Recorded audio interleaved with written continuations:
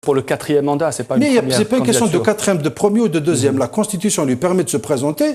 Il se présente, ils sont contre lui. Ils sont contre lui. Ils vont le 17 avril, ils votent contre lui. Qu'est-ce qu'ils sont en train de dire? Le mouvement Barakat estime que le président de la République, qui est malade, il faut le dire, n'est pas apte physiquement. C'est ce qu'ils disent. Qu'est-ce que vous voulez que je vous dise? J'ai répondu sur cette affaire de maladie. Vous pensez que le peuple algérien, franchement, est vraiment bête à ce point pour aller dans une aventure politique? Ils disent que le peuple algérien veut le changement. C'est ce qu'ils disent. Ils disent que le président est malade, il est handicapé, il ne peut pas. Pourquoi ils ont peur de lui? Pourquoi ils ne veulent pas aller affronter le peuple algérien? Parce que s'ils respectent, comme ils disent réellement, le peuple algérien, si tous ces gens-là, tous ces opposants respectaient le peuple algérien, qui le laisse exprimer? Qui laisse le peuple aller voter? Monsieur Benounès, nous sommes allés à la rencontre de la porte-parole du mouvement Barakat, Amira Bouraoui, qui a tenu à vous poser une question. La voici. Bonsoir. On reproche à Barakat d'être antidémocratique en rejetant un 4e mandat. En fait, Barakat ne rejette pas uniquement le 4e mandat. Le 4e mandat n'est que le symbole d'un système révolu. Il se trouve qu'aujourd'hui, le peuple algérien a besoin d'élire son maître du moment. Il se trouve qu'aujourd'hui, il y a des perturbations partout dans le pays. Il se trouve qu'il y a des crises identitaires qui sont en train de voir le jour parce qu'il n'y a pas de maître légitime élu par ce peuple. Alors, la question que j'ai envie de poser, c'est prenez-vous conscience que vous mettez le pays en danger? Monsieur Benounès, prenez-vous en conscience que vous mettez le pays en danger? C'est la porte-parole du mouvement Barakat qui vous le dit aujourd'hui. Non, mais vous savez, elle a dit beaucoup de choses. Oui. Elle a dit beaucoup de choses. Elle a dit que je considère que le mouvement Barakat est antidémocratique. Non, je ne considère pas que ce soit antidémocratique. Mais vous venez de dire sur ce même plateau que leur action s'associe au mouvement, évidemment. Non. Un mouvement peut être démocratique et faire une action qui n'est pas démocratique et revenir à la démocratie après. Généralement, oui. Donc c'est un mouvement, moi je considère que leur action est une action antidémocratique. Elle parle au nom du peuple algérien. Moi, je veux pas... Elle ne parle pas au nom du peuple. Elle dit le peuple veut. Le peuple veut. Elle dit le peuple veut. Le peuple veut. Moi, je suis désolé de lui dire. Je suis vraiment désolé de lui dire. Le peuple veut. On voit combien ces gens-là représentent au niveau de la population algérienne. Parce qu'en fin de compte, on va tous un jour ou l'autre se présenter devant le peuple. C'est le peuple qui va décider dans ce pays. Si on est réellement des démocrates, on laisse le peuple algérien voter. Et le peuple algérien, il faut que tous ces gens-là comprennent une chose d'une manière définitive.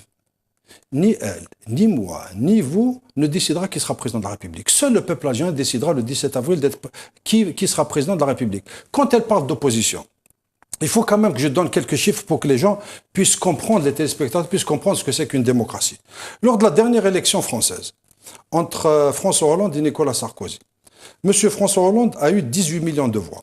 Sarkozy a eu 17 millions de voix. Il y a 17 millions de Français qui ont dit non à Hollande. Mais le lendemain, M. Sarkozy a accepté les règles du jeu. Il est devenu président des États-Unis. La dernière élection américaine, président de la France. Oui. La dernière élection aux États-Unis, M. Obama, il a eu 66 millions de voix. Son adversaire a eu 61 millions de voix. Monsieur Benounès, est-ce que pour vous, la transparence des élections américaines et françaises est comparable à celle des élections algériennes? Et chaque pays avance au rythme où il peut avancer. Mais je parle, moi, du respect de la règle du jeu, du respect du verdict démocratique. Est-ce que vous pensez... Maintenant, si personne ne croit aux élections, il faut qu'on aille vers autre chose. Parce que maintenant, cette affaire-là, les gens essaient de dire que les élections ne sont pas libres. Que va-t-on faire le 17 avril alors? Si on ne vote pas, on va redescendre dans la rue. On va refaire ce qui s'est passé en Libye, ce qui s'est passé en Égypte, ce qui s'est passé en Tunisie, ce qui se passe actuellement en Syrie. Les gens vont nous remettre dans cette situation. C'est une situation, monsieur, que nous avons réglée. Maintenant, c'est le vote qui décide, c'est le peuple qui décide. Ces gens-là, ils manifestent comme ils veulent, ils font comme ils veulent. Mais ils n'ont pas le droit de manifester, mais le 17 avril, et puis très franchement, on peut parler 30 secondes parce qu'ils parlent de répression. Allez-y. On les voit. Ils manifestent à Audin. On les voit, ils les mettent dans les cars de police, ils les libèrent et le soir, ils sont chez vous ici sur le plateau de télé. Moi, j'ai été victime de la répression du temps de parti unique. Moi, je sais ce que c'est que la répression quand vraiment il y a répression. Il ne faut pas exagérer, il ne faut pas noircir le tableau. La semaine dernière, on les a laissés manifester. Samedi dernier. Est-ce que ce n'est pas, selon vous, le 15 mars dernier, est-ce que ce n'est pas une victoire pour le mouvement Barakat d'avoir imposé le droit de manifester à Alger malgré l'interdiction? Non, mais c'est incroyable, c'est incroyable. Si on les laisse passer, c'est pourquoi c'est une question que je vous pose. C'est pourquoi ils ont imposé. Alors, puisqu'il est interdit, pourquoi on les a laissés manifester? Non, on les a pas laissés. Ils sont restés dans leur coin. C'est ce qu'on leur a toujours fait. Oui. Ce qu'on a toujours fait parce que c'est un gouvernement qui ne peut pas réprimer les gens qui sortent dans la rue, sauf si vraiment ils sont hors la loi, ils créent des troubles à l'ordre public. Mais ils ont manifesté. Mais de toute façon, ces manifestations-là, elles vont s'arrêter. Parce que le 17 avril, il faudra voter. Moi, ce que je comprends pas, très franchement, c'est un problème de principe, moi, que j'ai du mal à comprendre. C'est peut-être ma tête, j'arrive pas à comprendre un certain nombre de choses. En fait, pour moi, il y a 3 étapes dans une démocratie. N'importe quelle démocratie du monde, il y a 3 étapes. La première étape, c'est l'étape du débat libre, démocratique et contradictoire. Nous sommes en plein dedans. Et vous pouvez en être témoin, vous, parce que vous invitez qui vous voulez sur ces plateaux de télé. Il va arriver un moment, la deuxième étape, c'est le moment de la décision. Et cette décision interviendra le 17 avril. Et c'est le peuple algérien qui va décider. Et la troisième étape, c'est le respect de cette décision. Parce que le 18 avril, on va se réveiller avec un chef d'État nouvellement élu par le peuple algérien. Il faut que tout le monde, ces gens-là, nous, tout le monde s'engage à respecter la volonté du peuple algérien le 17 avril prochain, parce qu'il n'y a pas d'autre solution. Donc selon vous, le mouvement Barakat n'aura plus le droit de manifester au lendemain du 17 avril? Non, mais c'est pas qu'il n'aura pas le droit c'est pas qu'il n'aura pas le droit ou pas. Mais le 17 avril, on va élire un nouveau président de la République. Il faut vraiment que dans ce pays, on commence à accepter les règles du jeu. Parce que je tiens à rappeler à cette dame une chose importante. Amira Boulaoui. Oui, je tiens à lui rapporter une chose très importante. Nous avons vu ce que la rue algérienne a donné durant les années 90. On l'a vu. Nous avons vu ce que la rue tunisienne a donné. On a vu ce que la rue égyptienne a donné. On a vu ce que la rue libyenne a donné. Eh bien, qu'elle le sache, moi personnellement. Je parle en mon nom personnel et au nom du parti que je dirige. Nous ne sommes pas prêts à retourner aux situations des années 90. Donc pour vous, jamais. Donc pour vous, le printemps arabe est une erreur? Mais on le vit, c'est pas une erreur, c'est une catastrophe. C'est pas une erreur, c'est une catastrophe que ces peuples sont en train de vivre. Dans quel pays particulièrement ce serait une catastrophe? Regardez ce qui se passe en Syrie. Regardez ce qui se passe en Syrie, plus de 150 000 morts. En Tunisie, les choses s'arrangent en Tunisie. C'est une très bonne question, cette affaire de Tunisie qui s'arrange. Oui. Parce que ça me permet de parler d'une chose importante, parce qu'elle nous accuse de représenter un danger pour l'Algérie. Elle accuse le président Bouteflika de représenter un danger pour l'Algérie, alors que c'est lui qui a sauvé la Tunisie. De l'aveu même du président de la Tunisie, qui est le premier à féliciter, à remercier le président Bouteflika de son intervention pour avoir pu régler le problème en Tunisie. Donc pour vous, le président Bouteflika a sauvé la situation politique en Tunisie. Lui, tout le monde le dit. Il y a eu un travail de médiation. Mais bien sûr, mais cette médiation a porté ses fruits. Il est arrivé à mettre les Tunisiens dans un consensus. Donc le printemps arabe peut être positif aussi, puisque en Tunisie, ça s'arrange. Vous voyez la Tunisie dans quel état elle est. Allez-y en Tunisie, faites des reportages en Tunisie, voyez la situation économique de la Tunisie, la situation du tourisme en Tunisie, voyez ce qui se passe en Libye, voyez ce qui se passe au Mali, regardez ce qui se passe en Égypte, regardez ce qui se passe en Syrie. Le monde entier maintenant est d'accord avec la position de l'Algérie au départ pour dire stop, attention, faites attention, ce ne sont pas des printemps, ce n'est pas la démocratie. En tout cas, moi je suis convaincu d'une chose, la rue algérienne, c'est pas de la rue algérienne que sortira la démocratie. La démocratie va sortir des urnes.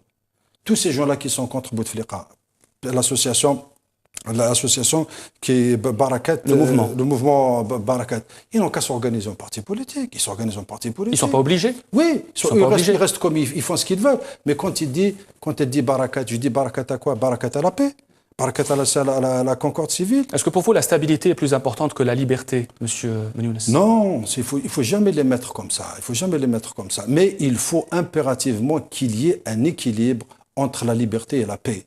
Une chaîne de télévision privée en Algérie a été perquisitionnée, puis elle a été fermée. Il s'agit de Atlas TV, une chaîne de télévision réputée proche du candidat Ali Benflis. Est-ce que vous condamnez cette fermeture de cette chaîne de télévision? Très franchement, pour vous dire la vérité, oui. Personne ne sait ce qui se passe dans cette affaire.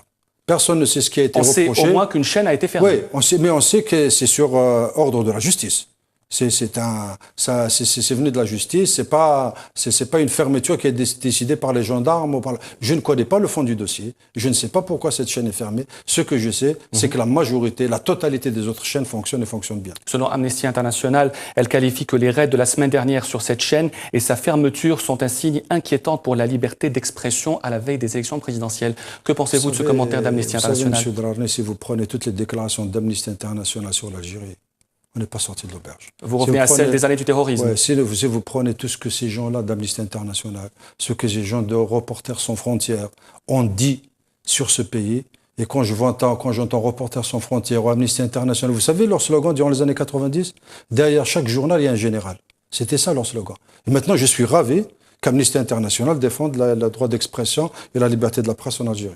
Est-ce qu'il y aura un poste de vice-président qui sera créé après la réélection d'Abdelaziz Bouteflika? Je ne sais pas ça. Il faut d'abord, vous savez, moi je suis maintenant, nous, au MPA et moi personnellement, nous sommes fixés sur la date du 17 avril. Alors, en parlant de ce 17 avril, M. Benyounès, donc il y aura une campagne électorale assez précise qui sera menée durant ces 3 semaines. Alors, expliquez-nous votre périple. Où allez-vous faire des meetings? Est-ce que c'est vrai que vous allez les faire à l'étranger?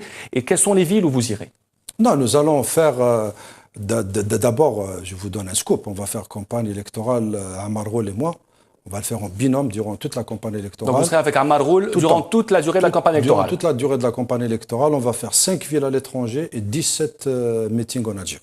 Enfin, 17 wilayas en Algérie. Ça veut dire que dans chaque wilaya, on va faire 2-3 meetings. Ça veut dire que M. Ouyahia Ibn Khadem et Sellal feront des campagnes à part? Non, M. Sellal, en tant que directeur de campagne, va à son programme de meeting.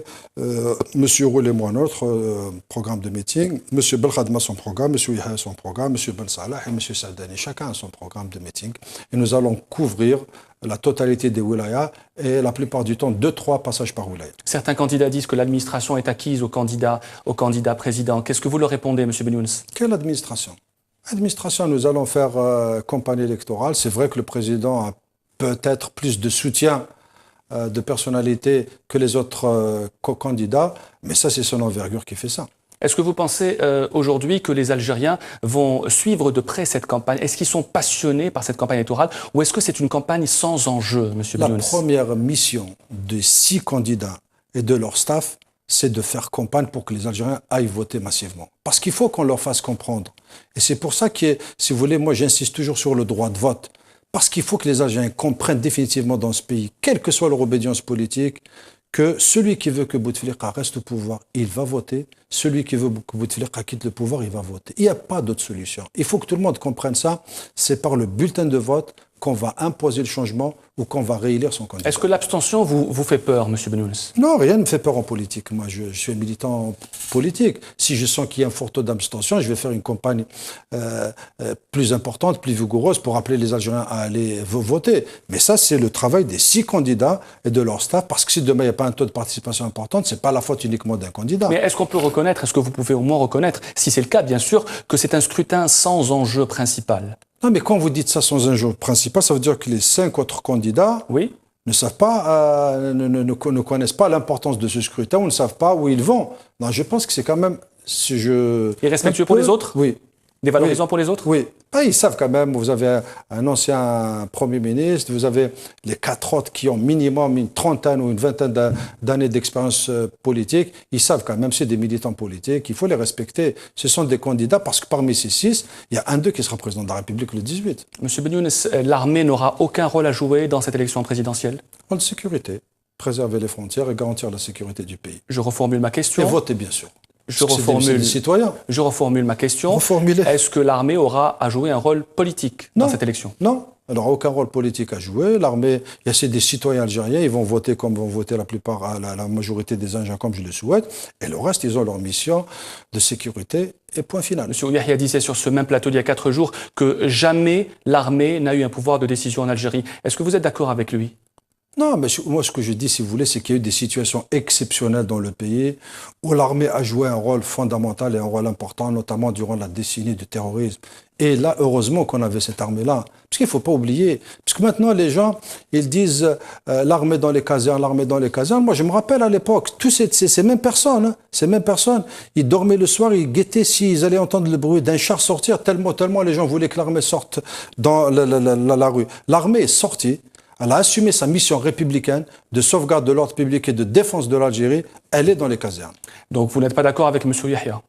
Donc vous n'êtes pas d'accord avec ce qu'a dit M. Yahya? Il y a eu ce moment où l'armée algérienne a été appelée à jouer un rôle important pour la sauvegarde de l'Algérie. C'est une mission qu'elle a accomplie. Et moi, je lui rends hommage et je rends hommage à tous les généraux qui ont dirigé cette armée. Est-ce qu'il y a eu une guerre entre le DRS et la présidence de la République? Non, mais non, ça c'est... Tout le monde dit ça, est-ce que c'est vrai? Mais vous savez, d'abord, très franchement, est-ce que vous avez vu un jour, vous, dans un pays au monde, un homme politique débattre de l'organisation des services de renseignement, des services de sécurité de son pays sur un plateau de télévision? Ça n'existe nulle part dans le monde.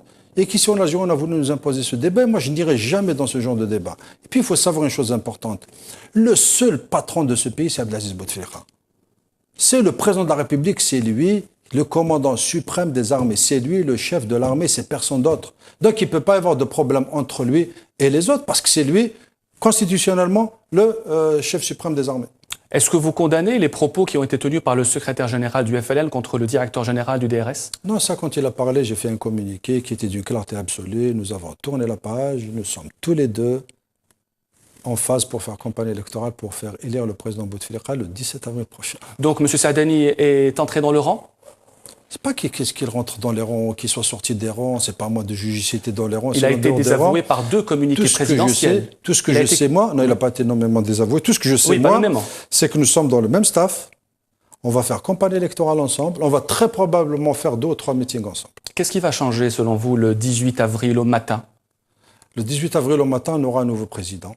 Un nouveau président? Oui, bien sûr, un nouveau président élu par